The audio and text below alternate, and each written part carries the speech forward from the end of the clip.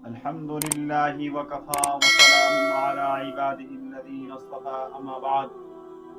قال الله تعالى في كلام المجيد والفرقان الحميد. بسم الله الرحمن الرحيم. ومن يطع الله ورسوله فأولئك مع الذين أنعم الله عليهم من النبيين والصديقين والشهداء والصالحين وحسن أولئك رفيقا. ذلك الفضل من الله وكفى بالله عليما. صدق اللہ العظیم. اطاعت رسول کے متعلق کچھ باتیں آپ سے عرض کرنی ہے. اصل چیز وہ عمل ہے. اللہ تبارک و تعالی ہم سب کو عمل کرنے کی توفیق عطا فرمائے. آیت مبارکہ کا ترجمہ کچھ اس طرح ہے کہ جس شخص نے اللہ اور اس کے رسول کی اطاعت کی تو ہم اس پر انعام کر دیں گے، یعنی وہ انبیاء، صدیقین اور شہداء اور صلحاء میں سے ہو جائے گا. اور یہ تمام حضرات جو ہے بہترین رفیق ہیں. اور اللہ تبارک و تعالیٰ کا یہ بہت بڑا فضل ہے، اور اللہ تبارک و تعالیٰ جاننے کے اعتبار سے کافی ہے. ایک واقعہ آپ کو سناتا چلوں. ایک یہودی اور ایک منافق کا آپس میں جھگڑا ہو گیا. منافق کا نام بشر تھا. دونوں میں جھگڑے ہونے کے بعد یہودی نے یہ کہا چل محمد صلی اللہ علیہ وسلم کے پاس فیصلہ کرائیں. تو جو منافق تھا وہ چونکہ نام کا مسلمان تھا وہ اس فیصلے پر راضی نہیں ہوا.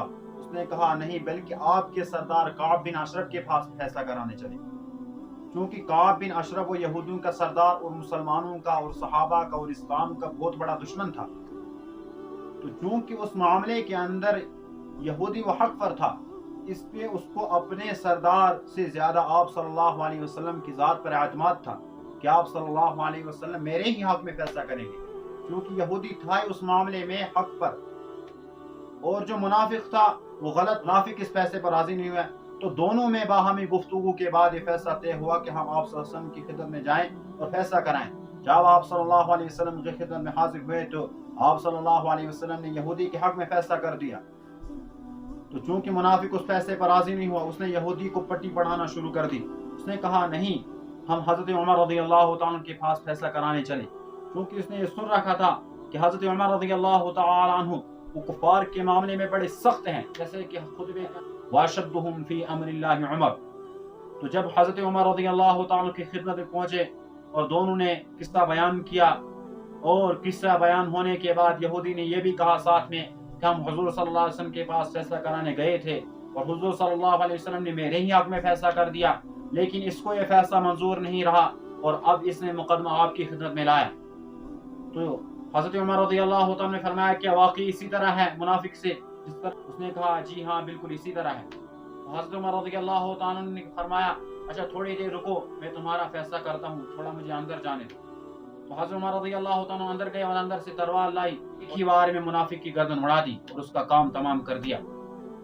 اور حضرت عمر رضی اللہ تعالیٰ نے اس موقع پر یہ فرمایا کہ جو شخص اللہ اور اس کے رسول کے فیصلے کے بعد بھی کسی شخص سے فیصلہ کرانا چاہتا ہے تو اس شخص کا یہی فیصلہ ہے کہ اس کی گردن اڑا دی جائے. تو قتل ہونے کے بعد تمام اس کے ورثاء، اس کے متعلقین، اس کے رشتہ دار اللہ کے نبی صلی اللہ علیہ وسلم کے گھر میں آئے اور عرض کیا کہ آپ کے ساتھی حضرت عمر رضی اللہ تعالیٰ نے ایک مسلمان کو ناحق قتل کیا ہے، لہٰذا تم اس کی دیت دو یا ہمیں قتل کا بدلہ دے دو. تو اللہ تبارک و تعالی نے آسمان سے اس معاملے کی پوری حقیقت بتا دی اور اس مقتول شخص کا منافق ہونا ظاہر کر دیا. حضرت عمر رضی اللہ تعالیٰ کا لقب فاروق پڑ گیا اور حضرت عمر رضی اللہ تعالیٰ کو آج تک لوگ فاروق کے نام سے یاد کرتے ہیں. حضرت عمر رضی اللہ تعالیٰ کو لقب فاروق پڑ گیا. فاروق کے مطلب ہے الفاروق بین الحق والباطل. فاروق کے مطلب ہے حق اور باطل کے درمیان پہچان کرنے والا. چونکہ حضرت عمر رضی اللہ تعالیٰ نے حق اور باطل کے درمیان پہچان کر دی. ان کی آیت نازل ہوئی وَإِذَا قِيلَ لَهُمْ تَعَالَوْا إِلَى مَا أَنزَلَ اللَّهُ وَإِلَى الرَّسُولِ رَأَيْتَ الْمُنَافِقِينَ يَصُدُّونَ عَنْكَ صُدُودًا. جب آپ صلی اللہ علیہ وسلم اس چیز کی طرف بلاتے ہو جو اللہ تبارک و تعالی نے نازل کی تو آپ منافقین کو دیکھو گے وہ آپ سے پہلو تہی کرتے ہیں. اس بات کی تصدیق ایک دوسری آیت سے بھی ہوتی ہے. اللہ تبارک و تعالی فرماتے ہیں وَلَا وَرَبِّكَ لَا يُؤْمِنُونَ حَتَّى يُحَكِّمُوكَ فِي مَا شَجَرَ بَيْنَهُمْ ثُمَّ لَا يَجِدُوا فِي أَنفُسِهِمْ حَرَجًا مِمَّا قَضَيْتَ وَيُسَلِّمُوا تَسْلِيمًا. آپ کے رب کی قسم، یہ لوگ تب تک مومن نہیں ہو سکتے ہیں، یہ لوگ تب تک مسلمان نہیں ہو سکتے ہیں یہاں تک کہ آپ ہی کو ہی مصنف ٹھہرا دیں ان چیزوں کے اندر جن میں وہ آپس میں جھگڑا کرتے ہیں، پھر اپنے دل کے اندر ذرا برابر بھی کھوٹ نہ پائیں۔ یہ آیت شریفہ اصل میں حضرت زبیر بن عوام رضی اللہ تعالیٰ عنہ کے متعلق نازل ہوئی۔ حضرت زبیر بن عوام حضور صلی اللہ علیہ وسلم کے چاچا زاد بھائی تھے، اور دوسرا رشتہ وہ ہم زلف کا تھا، یعنی حضرت زبیر بن عوام رضی اللہ تعالیٰ عنہ کے نکاح کے اندر وہ حضرت اسماء بنت ابی بکر تھی، اور حضور صلی اللہ علیہ وسلم کے نکاح کے اندر حضرت عائشہ تھی، جو کہ آپس میں دونوں بہنیں تھیں۔ یہ دوسرا رشتہ ہم زلف کا تھا۔ اور تیسرا رشتہ یہ تھا، حضرت زبیر بن عوام حضور صلی اللہ علیہ وسلم کی اہلیہ حضرت خدیجہ رضی اللہ تعالیٰ عنہ کے بھتیجے تھے، تو اس اعتبار سے حضور صلی اللہ علیہ وسلم ان کے پھوپھا ہوئے۔ بہرحال بخاری شریف کی روایت ہے، کتاب التفسیر کے اندر آیا ہے، بن زبیر رضی اللہ تعالیٰ عنہ فرماتی ہیں کہ حضرت زبیر بن عوام رضی اللہ تعالیٰ عنہ کا ایک انصاری کے ساتھ جھگڑا ہو گیا۔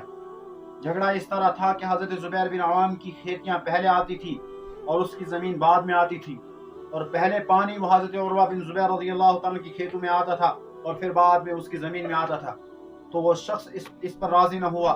حضرت زبیر بن عوام نے اسے کہا کہ پہلے مجھے ہی پانی ڈالنے دیں اور بعد میں تو اپنی کھیتوں کو سیراب کیا کر، لیکن اسے یہ فیصلہ منظور نہیں تھا۔ وہ اور دونوں آپ صلی اللہ علیہ وسلم کی خدمت میں حاضر ہوئے۔ آپ صلی اللہ علیہ وسلم نے حضرت زبیر بن عوام سے فرمایا، اے زبیر بن عوام، پہلے تم اپنی کھیتوں کو سیراب کیا کرو، پھر بعد میں پڑوس والے کی طرف پانی چھوڑ دیا کرو۔ تو چونکہ وہ انصاری جو ہے دیہات کا رہنے والا تھا، اس نے آپ صلی اللہ علیہ وسلم کو کہا، چونکہ زبیر بن عوام آپ کے پفیزاد بھائی ہیں، لہٰذا آپ نے انہی کو ترجیح دی اور انہی کے حق میں فیصلہ سنا دیا۔ لیکن نبی صلی اللہ علیہ وسلم کے چہرے کا رنگ متغیر ہو گیا، لیکن نبی صلی اللہ علیہ وسلم نے فرمایا، اے زبیر بن عوام، اپنی کھیتیوں کو اس طرح سیراب کرو تمہاری جو کیاریاں ہیں وہ اوپر تک بھر جائیں، پھر اپنے پڑوس والے کی طرف پانی پھیر دو۔ اللہ تبارک و تعالی نے قیامت تک یہ آیت نازل فرما دی کہ وہ شخص تب تک ایمان والا نہیں ہو سکتا ہے، وہ شخص تب تک مومن نہیں ہو سکتا ہے، یہاں تک کہ وہ آپ کے فیصلے کو دل و جان سے اللہ تبارک و تعالی سے دعا گو ہوں۔ اللہ تبارک و تعالی ہمیں بھی اطاعت رسول اور اطاعت اللہ پر چلنے کی توفیق عطا